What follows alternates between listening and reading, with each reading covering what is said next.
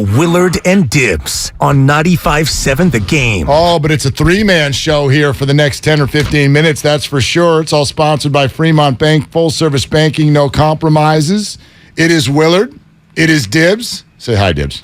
How you doing? Okay, and it is the great Mike Silver who joins us every single week on this show. San Francisco Chronicle, number of platforms, of course, as always, in many, many years around the league and locker rooms. How you doing today, my friend? I'm awesome. How are you guys? We are hanging in there and excited on this 49er journey. What is your sort of take on how things have gone since the last time we talked to you? It went from handing the keys over to Jimmy to, oh my gosh, maybe Jimmy doesn't look like he's ready for his license. What's your overall takeaway of what took place Sunday night? Well, now the offense has looked really bad with both quarterbacks, right? The only time it's actually looked good was when Jimmy came in and relieved Trey, under adverse circumstances against the Seahawks. And so you have to now wonder, is this team, which has a great defense that is playing at a really high level and obviously is constructed to win now, is this team going to be good enough to do what last year's team did, which is fight its way out of a hole, ride that defense, but be good enough on offense, especially in key moments, to, be one of the best teams in the league? And, it's very early, but it is a little bit concerning, especially, a high-profile platform like that, Sunday Night Football, and 9,000 punting yards or whatever insane, obscene stat it was. I saw that Mitch Wishnowsky was just named the Special Teams Player of the Month in the NFC, which is heartwarming, but I don't think it, I think they're looking for a little more explosiveness on the other three downs. Yeah, if your punter is Special Teams Player of the Month, you're probably not doing a lot on offense, Mike. That's a pretty good way to break that down. Can this offense, as it's constructed with a porous offensive line, depth issues at running back, and a quarterback who maybe is a little bit rusty, can they do enough to complement this defense like last year's team was able to do? That's the question. And Trent Williams going down on one of the more disastrous plays in recent 49er memory. You lose your best player for at least 4 weeks, it looks like. Your quarterback steps out of the back of the end zone for a safety, saving him from a pick six. So all in all, that was a pretty bad sequence. But, the line was already a concern. You had the three new starters on the inside and McGlinchey coming back from the injury, and Trent Williams was the one thing you could count on at the most important position. Now you have Colt McKivitz, a fourth untested guy, plus McGlinchey. So it's a lot. I think the good news is you've got a head coach who is, in my opinion, at the very top when it comes to scheming, opponent-specific game planning, and all of those things. And he's a problem solver. You saw last year what they did with Debo that helped turn the season around, which was obviously unconventional and caught people off guard. So I do believe that Kyle Shanahan and his assistants have the ability to adjust and scheme it up and give them a chance. But, you worry with the line and Jimmy Garoppolo, who, by the way, I don't think it's unreasonable what he said after the game, that he didn't have OTAs, he didn't have training camp, his arm's getting back into it. He's adjusting. Maybe we all had a little bit of false hope because he looked so smooth coming in against Seattle. But, I don't know that you can't overcome it. You just don't want to follow a template where you fall into a hole, which last year was 3-5, and have very little margin for error, because as much as we say, well, if Jaquiski Tartt catches that ball, maybe they go to and win the Super Bowl, we can also say, they're down to their last drive against the Rams. Jimmy Garoppolo had to take them down the field on the road at the end of that game in regulation to save their season, and then score again in overtime before the defense clinched it. So you would like a little bit more of a margin for error, and you don't want to slip into too big of a hole, which brings us to, hey, the Rams are coming to town Monday night, and that is a big, big game for the 49ers. Mike Silver with us here, Willard and Dibs, 95.7 The Game. Mike, you know this. The article that you wrote about what was going on in the locker room after the switch, after the Trey injury and the switch to Jimmy Garoppolo certainly got a lot of attention. So this may sound like, I don't know, a question that's out of nowhere, but I really want to kind of follow up on where things have gone from there. Like, how is the 49ers locker room right now with everything that's happened? Well, I'd love to answer this in a couple hours after I've been in it. Yep. For the first time since Denver, but I don't think, and I've told you guys this. I regret the way that article. I should have hammered home the sensitivity thing a little bit more in that moment, because I do think there was a sincere, mourning for Trey and what he was going through, and it wasn't, the people I was talking to were not trying to dance on his grave. But I do believe that there was a sense, not just in that moment, but leading up to it, that if you need to win a game right now, given where each guy is, you would have a better chance with Jimmy. And I don't think that's changed, despite the fact that the offense looked so, choppy and Jimmy didn't have a great game against Denver. I don't think it's unreasonable either for people to necessarily believe that.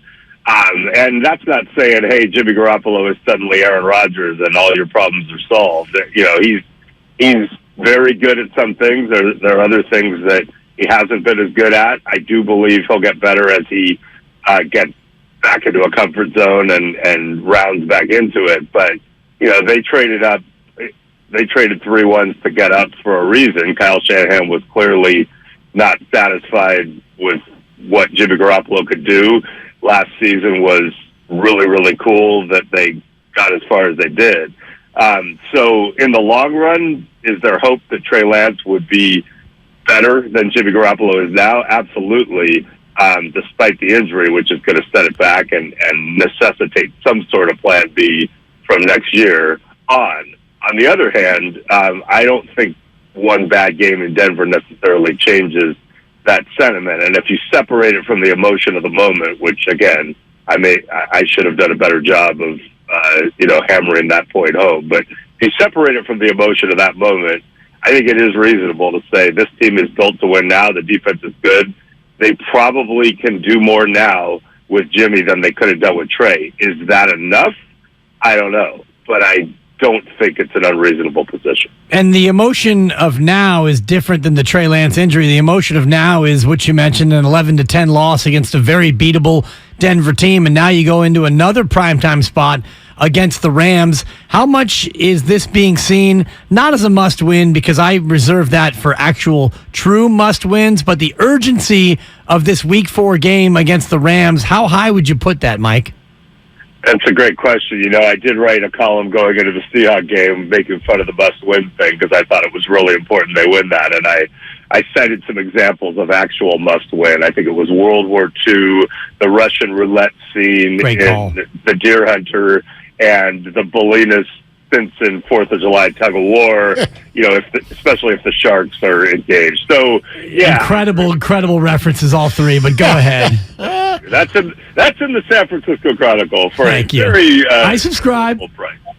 That's awesome. So yeah, I always think of my friend Dave Damashek, who was my colleague at NFL Network for years, who walked around with a microphone Super Bowl week asking people if it was a must-win game, which I always laughed at. So yeah, I just the Rams were the cure-all last year. They were 3-5 and looked dead in the water, and the Rams cured it. The year before, when the 49ers were really struggling and the Rams were on their way to another playoff berth, Kyle beat Sean twice. He had beaten him 6 in a row and was on the way to number 7 feasibly again if the ball is intercepted, etc. But, it's hard to say Kyle owns Sean now because Sean just won the biggest prize of all with Kyle, in the past. So, they're both great coaches. They have a lot of history. And, I think Kyle this will bring out his best schematically. they're going to have to execute those plays much better than they have been, even in the Seattle game. They're going to have to take it to a much higher level. Not that the Rams are necessarily world beaters, because I think Matthew Stafford is kind of a turnover machine, and, they came out flat in their first game. They've got some transcendent talents, but I don't think comprehensively they're super necessarily. But the 49ers are in a rut offensively, and they're going to have to fight their way out of it. And they hope it's this week. Is it must win? No, but I would say it's must look a little better on offense, or we're going to start really. It's not as catchy, worrying. Mike. It's not as catchy.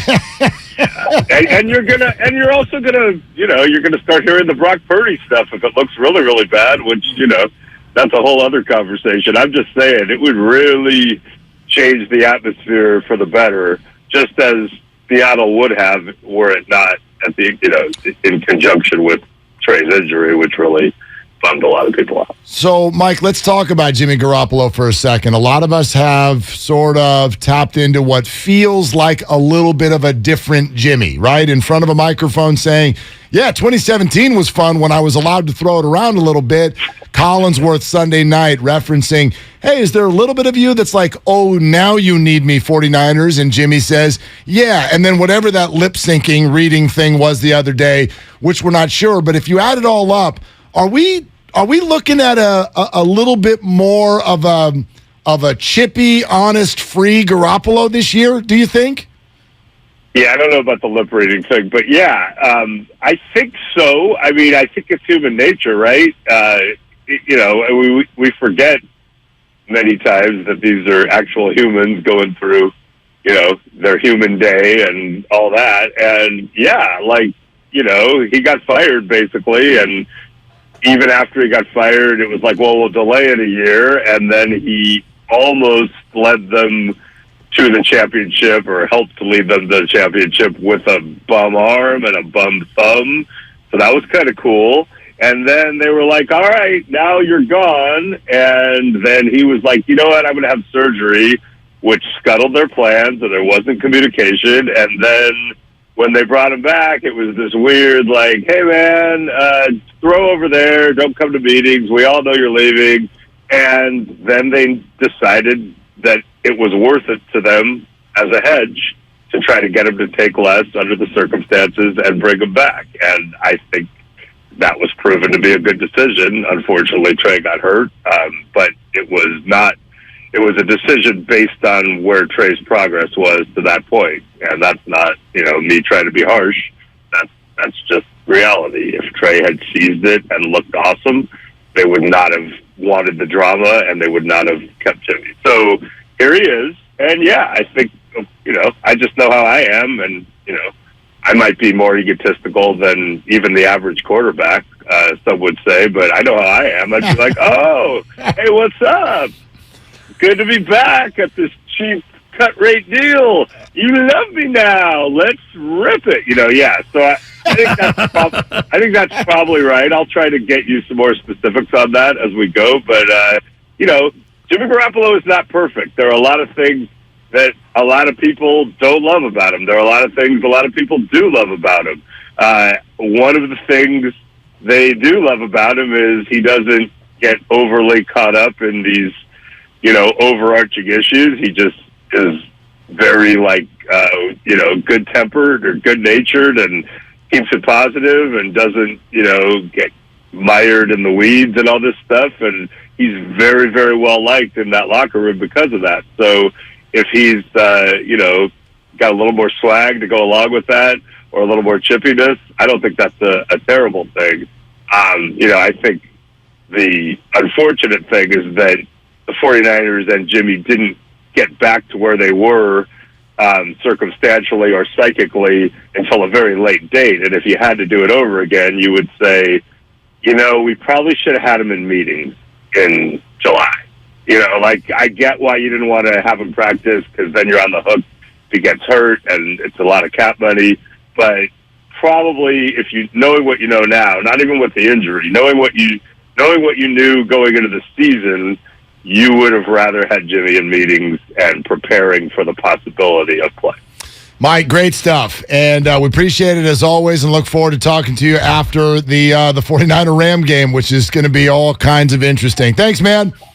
Thank you so much, you guys. Good talking to you. All right, you too. There it is. Mike Silver with the 49ers column now in the San Francisco Chronicle.